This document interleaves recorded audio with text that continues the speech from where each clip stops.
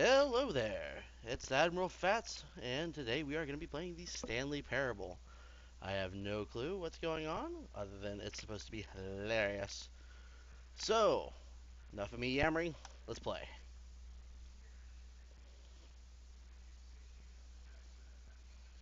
The end is never the end is never the end. Yep.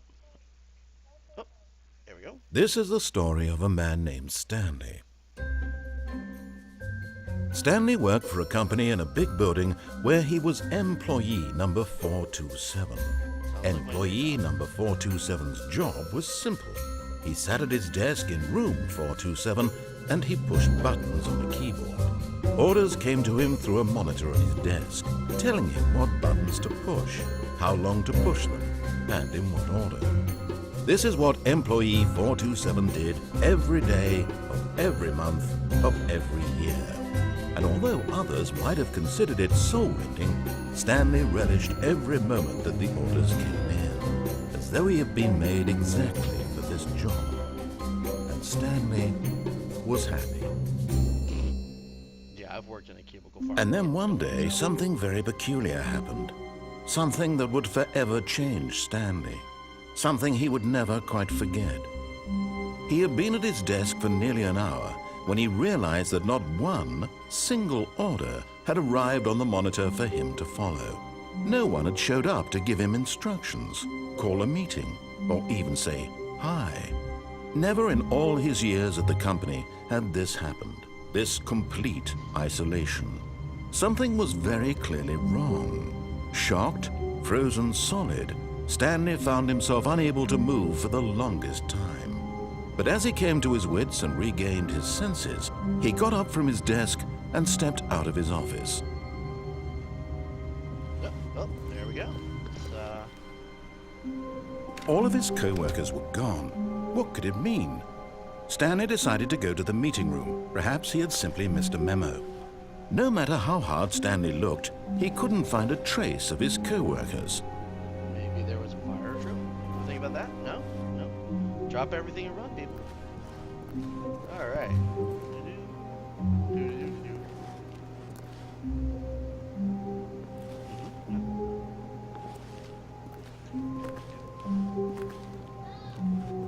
Alright. Through the door we go? Alright. Leaf. Okay.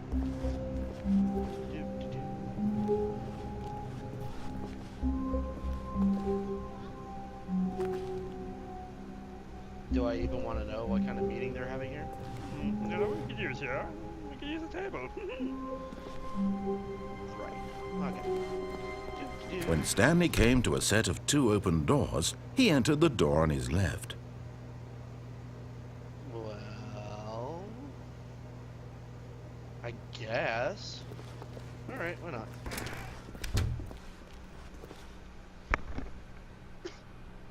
Oh my, pardon. You? Ah, yes. Motivational posters. Very motivational.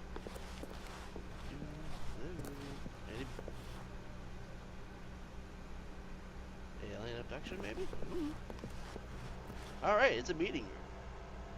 Tips for not getting fired. Yet there was not a single person here either. Feeling a wave of disbelief, Stanley decided to go up to his boss's office, hoping he might find an answer there.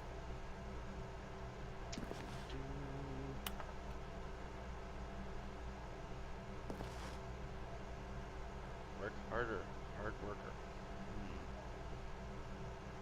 Nope. Throw something in the idea. That's the round file. We're not doing that. You know what? Here's an idea, Mr. Announcer. I don't like you. So, it's a broom closet. Ha-ha! Stanley stepped into the broom closet, but there was nothing here, so he turned around and got back on track. Nope. I'm hiding in the broom closet. There was nothing here. No choice to make, no path to follow, just an empty broom closet. No reason to still be here. Hey, there's a mop bucket and a broom and a wrench? It was baffling that Stanley was still just sitting in the broom closet. He wasn't even doing anything. At least if there was something to interact with, he'd be justified in some way. As it is, he's literally just standing there doing sweet FA. Listen here, there is duct tape, sir. I can do all kinds of things. Are you really still in the broom closet? Standing around doing nothing? Why? Please offer me some explanation here. I'm genuinely confused. Fine. Fine. I'll leave the broom closet since you won't let me have the duct tape. Hey, Coming to a staircase, Stanley walked upstairs to his boss's office. Nope. We all know that in case of alien abduction or fire drill, we go downstairs. Yep, totally going downstairs. See, red light. It's gotta be a fire hose. Yep. But Stanley just couldn't do it. He considered the possibility of facing his boss. Admitting he had left his post during work hours, he might be fired for that. And in such a competitive economy, why had he taken that risk? All because he believed everyone had vanished? His boss would think he was crazy. And then something occurred to Stanley. Maybe, he thought to himself, maybe I am crazy. All of my co-workers blinking mysteriously out of existence in a single moment for no reason at all? None of it made any logical sense. And as Stanley pondered this, he began to make other strange observations. For example, why couldn't he see his feet when he looked down? Why did doors close automatically behind him wherever he went? And for that matter, these rooms were starting to look pretty familiar. Were they simply repeating? No, Stanley said to himself, this is all too strange. This can't be real. And at last, he came to the conclusion that had been on the tip of his tongue. He just hadn't found the words for it. I'm dreaming, he yelled. This is all a dream. Oh, what a relief Stanley felt to have finally found an answer, an explanation. His co-workers weren't actually gone. He wasn't going to lose his job. He wasn't crazy after all. And he thought to himself, I suppose I'll wake up soon. I'll have to go back to my boring real-life job pushing buttons. I may as well enjoy this while I'm still lucid. So he imagined himself flying and began to gently float above the ground. Then he imagined himself soaring through space on a magical starfield, and it too appeared. It was so much fun, and Stanley marveled that he had still not woken up. How was he remaining so lucid? And then perhaps the strangest question of them all entered Stanley's head. One he was amazed he hadn't asked himself sooner. Why is there a voice in my head dictating everything that I'm doing and thinking? Now the voice was describing itself being considered by Stanley, who found it particularly strange. I'm dreaming about a voice describing me, thinking about how it's describing my thoughts, he thought. And while he thought it all very odd and wondered if this voice spoke to all people in their dreams, the truth was that, of course, this was not a dream. How could it be? Was Stanley simply deceiving himself, believing that if he's asleep, he doesn't have to take responsibility for himself? Stanley is as awake right now as he's ever been in his life. Now, hearing the voice speak these words was quite a shock to Stanley. After all, he knew for certain, beyond a doubt, that this was in fact a dream. Did the voice not see him float and make the magical stars just a moment ago? How else would the voice explain all that? This voice was a part of himself too. Surely, if he could just... He would prove it. He would prove that he was in control, that this was a dream. So he closed his eyes gently, and he invited himself to wake up. He felt the cool weight of the blanket on his skin, the press of the mattress on his back, the fresh air of a world outside this one. Let me wake up, he thought to himself. I'm through with this dream. I wish it to be over. Let me go back to my job. Let me continue pushing the buttons. Please, it's all I want. I want my apartment and my wife and my job. All I want is my life exactly the way it's always been. My life is normal. I am normal. Everything will be fine. Where's the fun in I that? am okay. Okay. What are you doing? Rocking in a corner? Yep. We were just sitting there in the corner, just rocking away. Stanley began screaming.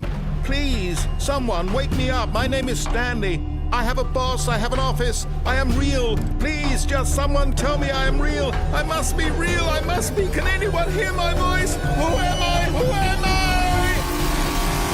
And everything went black.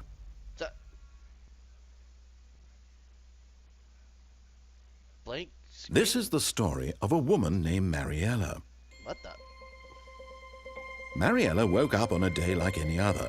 She arose, got dressed, gathered her belongings, and walked to her place of work.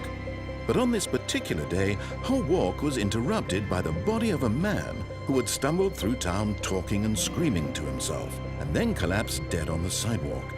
And although she would soon turn to go call for an ambulance, for just a few brief moments, she considered the strange man. He was obviously crazy. This much she knew. Everyone knows what crazy people look like. And in that moment, she thought to herself how lucky she was to be normal. I am sane. I am in control of my mind. I know what is real and what isn't. It was comforting to think this, and in a certain way, seeing this man made her feel better. Then she remembered the meeting she had scheduled for that day. The very important people whose impressions of her would affect her career, and by extension, the rest of her life.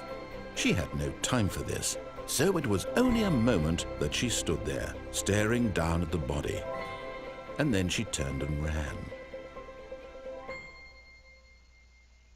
Well, we died. Hooray. So, the left door is evil. Shall we try this again? Just, yeah. We'll just tell the narrator to shove it this time. Shall we? Alright. Off we go. All of his co-workers were gone. Yep. What don't could care. it mean? Stanley decided to go to the meeting room. No, Perhaps he no. had simply missed a memo.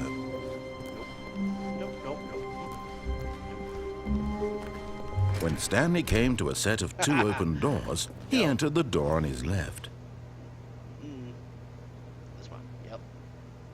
Alright. This was not the correct way to the meeting room, and Stanley knew it perfectly well. Perhaps he wanted to stop by the employee lounge first, just to admire it. What's with the rooms with the chairs all looking at each other, but no table? Doo-doo-doo. We're just gonna... Yep. Ah, yes, truly a room worth admiring. It had really been worth the detour after all, just to spend a few moments here in this immaculate, beautifully constructed room. Stanley simply stood here, drinking it all in. I see you. I know what you're up to. Oh, yes. You want me dead? Yes, really, really worth it being here in the room. A room so utterly captivating that even though all your co-workers have mysteriously vanished, here you sit looking at these chairs and some paintings. Oh, you just Really killed me. worth it. Come on. We'll go. But okay. eager to get back to business, Stanley took the first open door on his left. No. We're going this way. You know why? Because you killed me. Yep. Stanley was so bad at following directions, it's incredible he wasn't fired years ago. Oh, well. We're gonna... Alright. A2? What's that? You know, something's still bugging me from the last time. It's like, how did that car get in that parking space? I mean, seriously. No way in. Is it... Do not jump from the cargo lift while it's in motion. Will cause death. Okay. Penalty for misuse of cargo lift, 1,000. Penalty for jumping off, 5,000. Okay. Well, let's just take a ride then, shall we? Look, Stanley, I think perhaps we've gotten off on the wrong foot here. I'm not your enemy, really, I'm not. I realize that investing your trust in someone else can be difficult, but the fact is that the story has been about nothing but you all this time. There's someone you've been neglecting, Stanley. Someone you've forgotten about. Please, stop trying to make every decision by yourself. Now, I'm not asking for me, I'm asking for her. Her? Who's her? This is it, Stanley. Your chance to redeem yourself, to put your work aside, to let her back into your life. She's been waiting. You, sir, are vague. Very vague. But, well, I guess we'll go through the door. Sure. Weirdest loading bays ever. Alright. I don't like this door. I don't.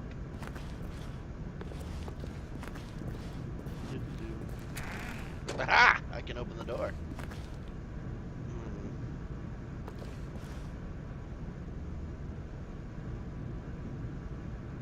There we go. Ah, okay, fine. Let's try some darkness, shall we? What's the worst that can happen? We done.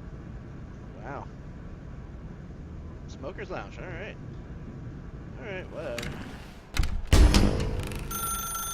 That's her, Stanley. You need to be the one to do this, to reach out to her. If you can truly place your faith in another, then pick up the phone. There's no actual phone line. It's just a power cord, guy. Alright, creepy phone. Thank you, red light.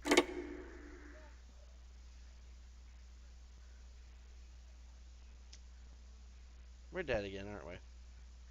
Oh, Stanley, is that you? Hold on, sweetie. Sorry to keep you waiting. I'm just pulling the bread out of the oven. All right. Okay, there we go. All right, now, I want you to come in and tell me all about your day. Gotcha. Oh, come on. Did you actually think you had a loving wife who'd want to commit their life to you? I'm trying to make a point here, Stanley. I'm trying to get you to see something. Come inside. Let me show you what's really going on here. No, you're a jerk, man. Sorry, but you're in my story now. Knock, knock, hello? Hello?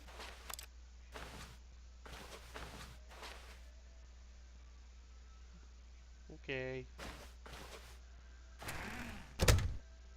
This is a very sad story about the death of a man named Stanley.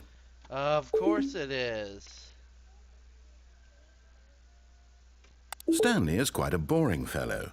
He has a job that demands nothing of him, and every button that he pushes is a reminder of the inconsequential nature of his existence. Okay. Look at him there, pushing buttons, doing exactly what he's told to do. Now he's pushing a button. Now he's eating lunch. Now he's going home. Now he's coming back to work. Ah! One might even feel sorry for him, except that he's chosen this life. No, I'm not pressing anything.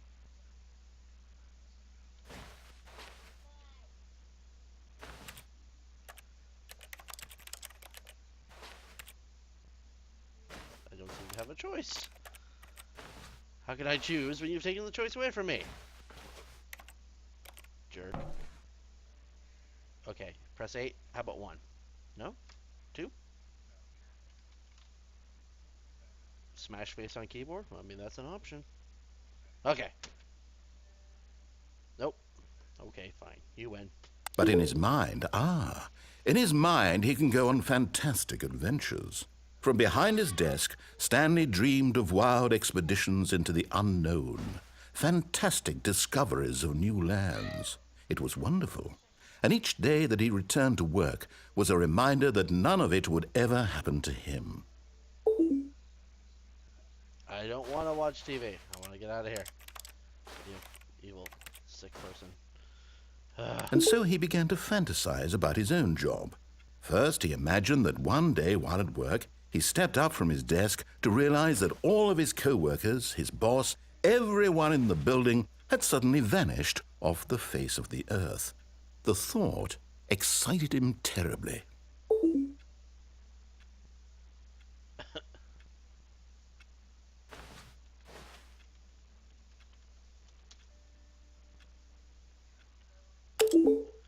Oh, well, that escape might do something, but not really. So he went further. He imagined that he came to two open doors and that he could go through either. At last, choice. It barely even mattered what lay behind each door. The mere thought that his decisions would mean something was almost too wonderful to behold. Okay. Fine. As he wandered through this fantasy world, he began to fill it with many possible paths and destinations. Down one path lay an enormous round room with monitors and mind controls. And down another was a yellow line that weaved in many directions. And down another was a game with a baby. And he called it the Stanley Parable. Okay. Story time, kids. It was such a wonderful fantasy, and so in his head he relived it again, and then again, and again, over and over, wishing beyond hope that it would never end, that he might always feel this free. Surely there's an answer down some new path, mustn't there be? Perhaps if he played just one more time. Yeah, yes. Creepy mannequin. Yes, oh yes. But there is no answer. How could there possibly be? In reality, all he's doing is pushing the same buttons he always has. Nothing has changed. The longer he spends here, the more invested he gets, the more he forgets which life is the real one. Hate Mondays. I hate Mondays too. And I'm trying to tell him this, that in this world he can never be anything but an observer, that as long as he remains here, he's slowly killing himself. But he won't listen to me. He won't stop. Here, watch this. Stanley, the next time the screen asks you to push a button, do not do it. Okay. I'm cool with that. Just, let me go to the desk here. Alright. We'll just, watch the clock take time away there. Alright.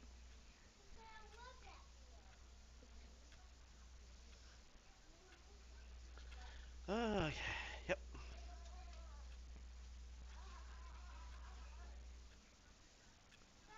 Okay. Time now.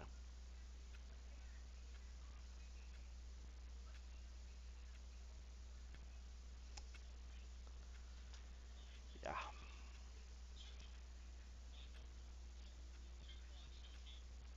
Yep. Okay, he's proving a point here. Because he asked us not to. So we're not doing anything, and yet, well, nothing's happening. So obviously, yeah. That's kind of depressing. Let's go ahead and keep going then. Screw it.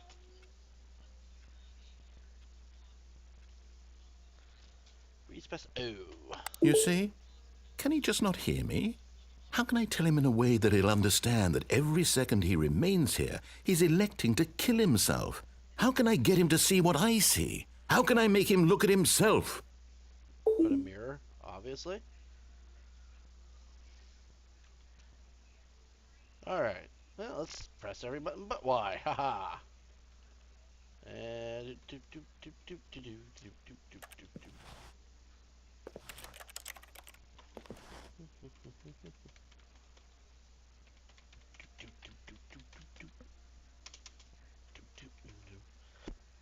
I got nothing, man.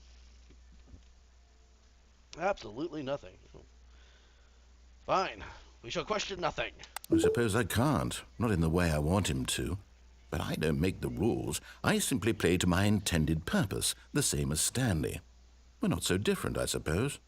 I'll try once more to convey all this to him. I'm compelled to. I must. Perhaps, well, maybe this time he'll see. Maybe this time. And I tried again, and Stanley pushed a button. And I tried again, and Stanley pushed a button. Please die. And I tried.